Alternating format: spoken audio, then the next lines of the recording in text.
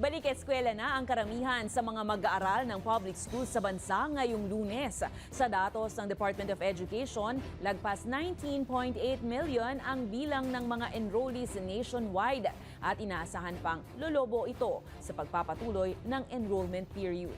May balitang A to Z si Ace Cruz.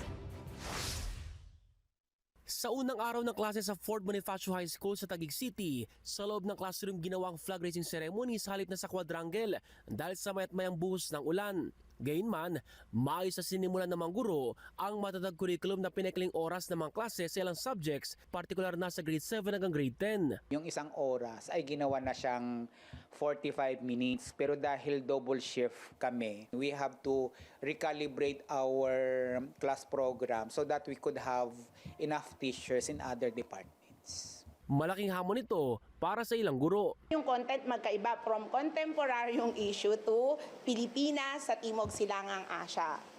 Yung content, yung audience. Ayon sa DepEd, higit 19.8 million na ang enrollees sa bansa na lolobo pa habang nagpapatuloy ang pinalawig na enrollment period.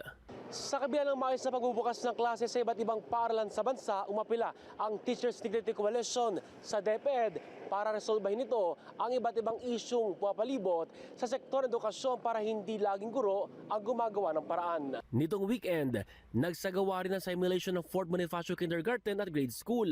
Kung dati ay may nag-iiyakang mga kindergarten students tuwing unang araw ng klase, ngayon maliwalas ang mukha ng mga bata.